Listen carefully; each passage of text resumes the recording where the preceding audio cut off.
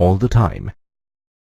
For example, changing of coal when it is burned to produce heat, changing of milk into curd, and rusting of iron when exposed to moisture. All these changes are a result of chemical reactions. These chemical changes can be represented through chemical equations.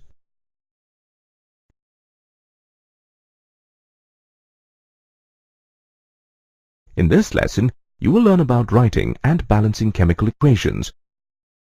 At the end of this lesson, you will be able to define a chemical reaction, explain the symbolic representation of a chemical reaction, identify the components in a chemical reaction, explain how to write a chemical reaction, and balance a chemical reaction. Let us see what a chemical reaction is through an experiment. We begin with some zinc granules in a conical flask. These granules are blue-gray in color. Fit a 2-holed rubber cork on this flask. Then we fit a thermometer into one hole of the cork and a thistle funnel into the other hole.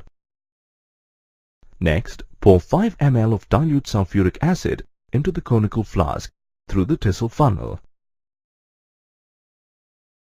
The color of the zinc granules changes from blue-gray to white. Some gas bubbles are also released from the solution.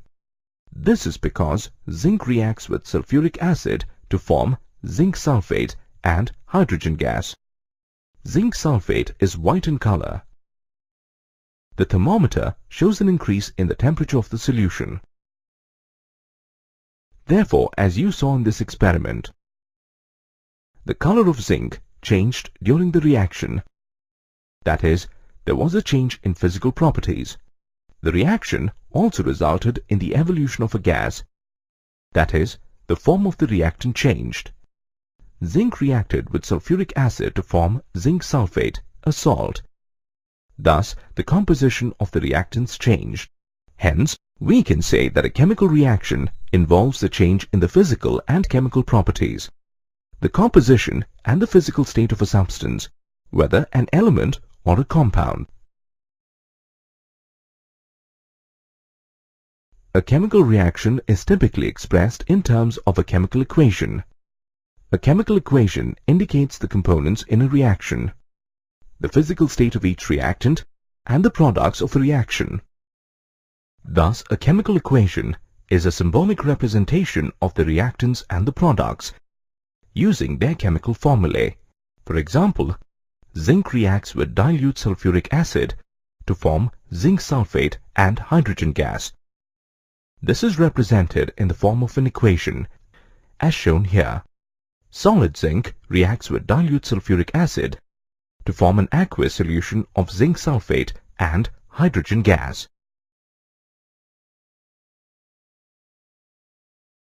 A chemical equation is made up of the following components. The reacting substances, known as reactants, are on the left-hand side. For example, in the equation you just saw, zinc and dilute sulfuric acid are the reactants. Therefore, they are on the left in the equation. The resulting substances, known as products, are on the right-hand side. For example, in the equation, zinc sulfate and hydrogen gas are the products. Hence, they are on the right. An arrow separates the reactants and the products, and also indicates the direction of the reaction. Thus, in the reaction you saw, the arrow indicates that zinc and sulfuric acid react to form zinc sulfate and hydrogen. Let's take another example that involves two substances. In the burning of coal, carbon reacts with oxygen to form carbon dioxide. In this reaction, carbon and oxygen are the reactants and carbon dioxide is the product. The chemical equation for this reaction is as shown. Solid carbon reacts with oxygen gas to form carbon dioxide gas. In chemical equations, you denote a solid with S, a liquid with L, a gas with G, an aqueous solution as AQ. A gas produced with an arrow pointing upward. Precipitate formed with an arrow pointing downward. The reactants and products are separated with an arrow which points in the direction of the reaction. Let us consider the reaction of iron with steam. Solid iron reacts with steam to form solid iron oxide and hydrogen gas. This reaction is represented as shown. A symbolic representation of a chemical reaction is the first step in writing a chemical equation. The next step is to ensure that the equation is balanced, considering the law of conservation of mass. The law of conservation of mass states that the total mass of the reactants and the products should be equal. This means the number of atoms of an element on the reactant side should be the same as the number of its atoms on the product side. All chemical equations must adhere to the law of conservation of mass. Therefore, all chemical equations need to be balanced. The process of balancing a chemical equation involves 4 steps. Determining the reactants and products in a reaction. Counting the number of atoms of each on both sides.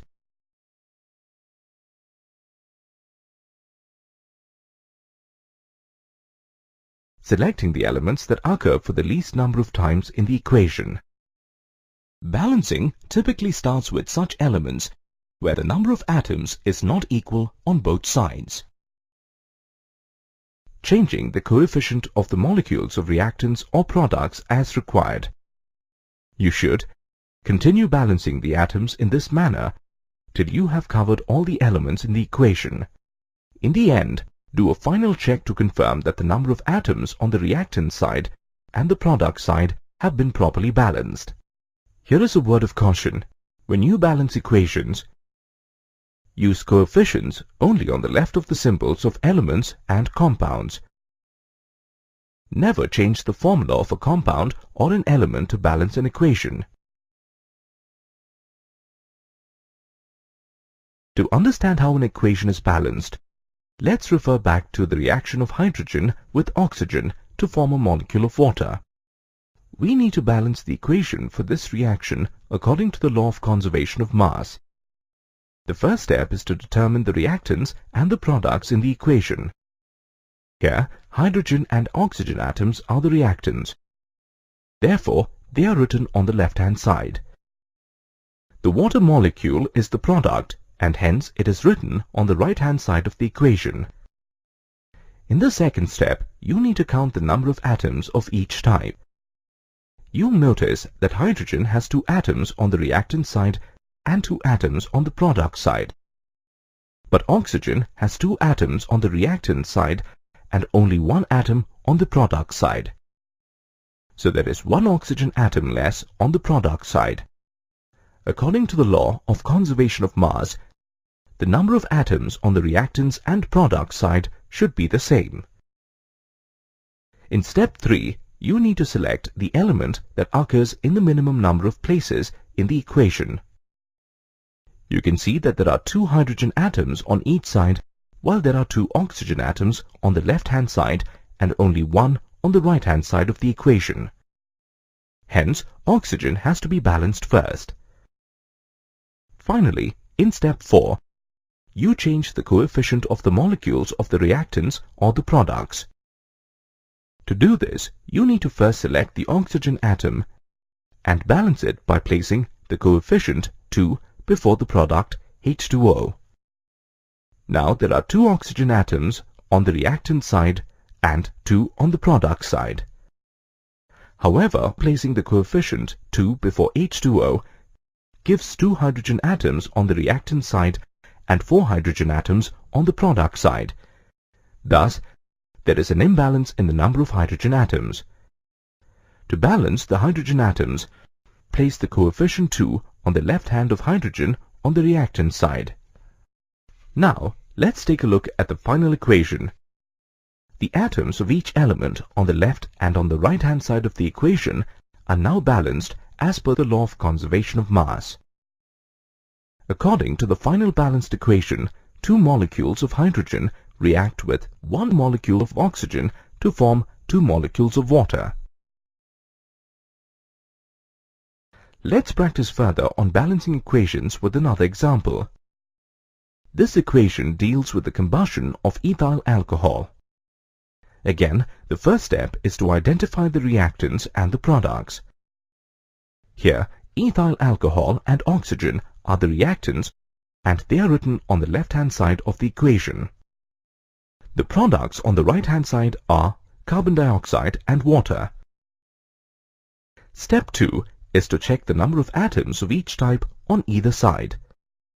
Here we have 2 carbon atoms on the left-hand side, but only 1 on the right-hand side. 6 hydrogen atoms on the left-hand side, but only 2 on the right-hand side.